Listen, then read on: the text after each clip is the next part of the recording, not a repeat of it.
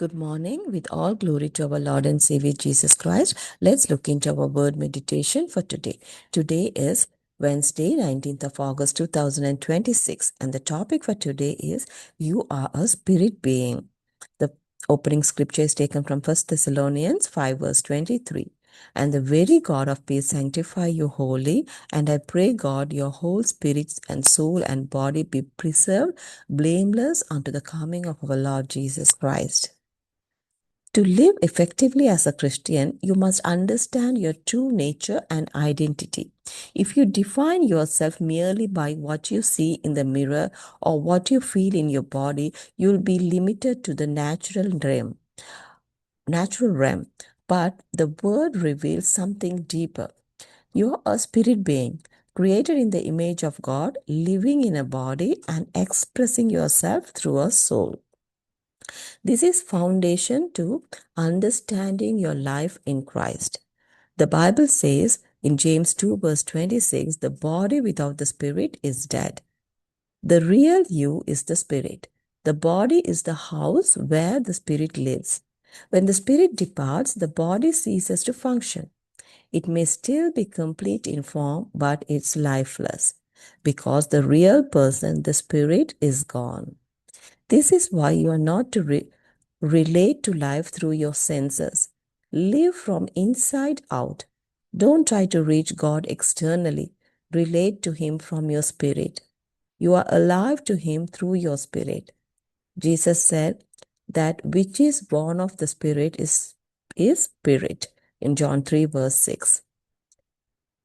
When you were born again, your spirit was recreated. You didn't become a spirit. You were always a spirit, but now you are a God-born spirit, alive with eternal life. Hallelujah. The Apostle Paul also affirms in Romans 8 verse 6, for to be carnally minded is death, but to be spiritually minded is life and peace. Your life is designed to be lived from the spirit, not from the senses. Many struggle because they are more conscious of their body than the spirit. No, live from your spirit. Speak from your spirit. Hallelujah. Your spirit knows God. That's where the light of God is. That's where the Holy Spirit lives. You are one spirit with the Lord. The Bible says, but he that is joined into the Lord is one spirit in 1 Corinthians 6 verse 17.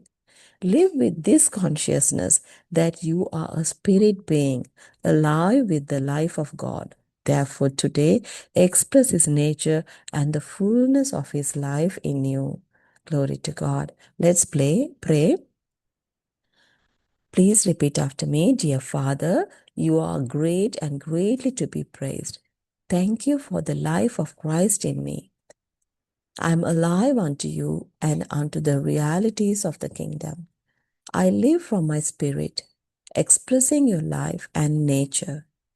Therefore, I walk in victory, dominion, and excellence. In Jesus' name, amen. God bless you all. See you tomorrow. Good morning. என் ஆண்டவரும் இரட்சகரும் ஆகிய இயேசு கிறிஸ்துவுக்கு எல்லா மகிமையும் செலுத்தி தேவ சித்தத்தின்படி தேவனுடன் சில நிமிடங்கள் என்ற இந்த வேத வாசிப்புக்குள் கடந்து செல்வோம். இன்று புதன்கிழமை ஆகஸ்ட் மாதம் 19ஆம் தேதி 2026.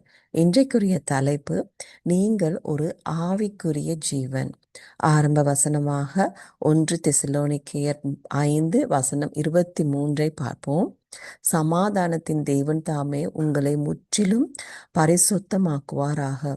உங்கள் ஆவி, ஆத்துமா, சரீரம் முழுவதும் நம்முடைய கர்த்தராகிய இயேசு கிறிஸ்து வரும்போது குற்றமற்றதாக காக்கப்படுவதாக. ஹல்லேலூயா. ஒரு கிறிஸ்தவராக திறம்பட வாழ்வதற்கு உங்களுடைய உண்மையான இயல்பையும் அடையாளத்தையும் நீங்கள் புரிந்து கொள்ள வேண்டும். கண்ணாடியில் நீங்கள் காண்பதையோ அல்லது உங்கள் சரீரத்தில் உணர்வதையோ வைத்து மாத்திரம் உங்களை வரையறுத்து கொண்டால் இயற்கையான உலகத்திற்குள் மட்டுமே நீங்கள் கட்டுப்படுத்தப்படுவீர்கள். ஆனால் தேவனுடைய வார்த்தை இன்னும் ஆழமான ஒரு சத்தியத்தை வெளிப்படுத்துகிறது. நீங்கள் தேவனுடைய சாயலில் சிருஷ்டிக்கப்பட்ட ஒரு ஆவிக்குரிய ஜீவன். ஒரு சரீரத்தில் வாழ்ந்து உங்கள் ஆத்துமாவின் மூலமாக உங்களை வெளிப்படுத்துகிறீர்கள். கிறிஸ்துவுக்குள் உங்களுடைய வாழ்க்கையை புரிந்து கொள்வதற்கு இது ஒரு அடிப்படையான சத்தியமாகும். வேதாகமம் யாக்கோபு 2:26 ஆவியில்லாத சரீரம் செத்ததாயிருக்கிறது போல என்று கூறுகிறது. உண்மையான நீங்கள் உங்கள் ஆவியே. சரீரம் என்பது ஆவி வசிக்கும் வீடு. ஆவி சரீரத்தை விட்டு பிரியும் போது சரீரம் செயல்படுவதை நிறுத்திவிடுகிறது. அதன் உருவம் முழுமையாக இருந்தாலும் அது ஜீவனற்றதாகி விடுகிறது. ஏனெனில் உண்மையான நபராகிய ஆவி அங்கிருந்து சென்று விட்டது. இதனால் தான் உங்கள் புலன்களின் மூலமாக வாழ்க்கையை அணுகக்கூடாது. உள்ளிருந்து வெளியே வாழுங்கள். தேவனை வெளிப்புறமாக அடைய முயற்சிக்காதீர்கள். உங்கள் ஆவியிலிருந்து அவரோடு உறவாடுங்கள். உங்கள் ஆவியிலே நீங்கள் அவருக்கு உயிருள்ளவர்களாயிருக்கிறீர்கள். இயேசு ஆவியினால் பிறப்பது ஆவியாயிருக்கிறது என்றார். யோவான் 3:6. நீங்கள் மறுபடியும் பிறந்தபோது உங்கள் ஆவி மறு சிருஷ்டிக்கப்பட்டது. அப்போது தான் நீங்கள் ஒரு ஆவியாக மாறவில்லை.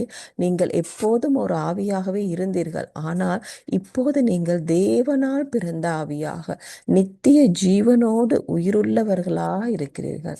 ஹல்லேலூயா. அப்போஸ்தலனாகிய பவுலும் இதை உறுதிப்படுத்தி ரோமர் 8:6 மாம்ச சிந்தை மரணம், ஆவியின் சிந்தையோ ஜீவனும் சமாதானமுமாம் என்று கூறுகிறார். உங்கள் வாழ்க்கை புலன்களிலிருந்து அல்ல, ஆவியிலிருந்து வாழப்படுவதற்காக வடிவமைக்கப்பட்டுள்ளது. அநேகர் தங்கள் ஆவியை காட்டிலும் தங்கள் சரீரத்தை குறித்தே அதிக உணர்வுள்ளவர்களாக இருப்பதால் போராடுகிறார்கள். அப்படி இருக்கக்கூடாது. உங்கள் ஆவியிலிருந்து வாழுங்கள். உங்கள் ஆவியிலிருந்து பேசுங்கள். ஹல்லேலூயா. உங்கள் ஆவி தேவனை அறிகிறது. அங்கே தான் தேவனுடைய வெளிச்சம் இருக்கிறது. அங்கே தான் பரிசுத்த ஆவியானவர் வாசம் பண்ணுகிறார். நீங்கள் கர்த்தரோடு ஒரே ஆவியாக இருக்கிறீர்கள். வேதாகமம் கர்த்தரோடு இசைந்திருக்கிறவனோ அவருடனே ஒரே ஆவியாயிருக்கிறான் என்று 1 கொரிந்தியர் 6:17 கூறுகிறது. ஆகவே நீங்கள் தேவனுடைய ஜீவனோடு உயிருள்ள ஒரு ஆவிக்குரிய ஜீவர் என்ற உணர்வோடு வாழுங்கள். எனவே இன்று உங்களுக்குள் இருக்கும் அவருடைய சுபாவத்தையும் அவருடைய ஜீவனின் பரிபூர்ணத்தையும் வெளிப்படுத்துங்கள். ஹல்லேலூயா. நாங்கள் ஜெபிப்போம். நான் சொல்வதை திரும்ப சொல்லுங்கள். அன்பான பிதாவே, நீர் பெரியவர், மிகவும் துதிக்கப்படத்தக்கவர். என்னில் இருக்கும் கிறிஸ்துவின் ஜீவனுக்காக உமக்கு நன்றி. நான் உமக்கும் தேவனுடைய ராஜ்யத்தின் நிஜங்களுக்கும் உயிருள்ளவனாயிருக்கிறேன். நான் என் ஆவியிலிருந்து வாழ்ந்து உம்முடைய ஜீவனையும் சுபாவத்தையும் வெளிப்படுத்துகிறேன். ஆகையால் நான் வெற்றியிலும் ஆளுகையிலும் மேன்மையிலும் நடக்கிறேன். இயேசுவின் நாமத்தில் ஆமேன். God bless you all. See you tomorrow.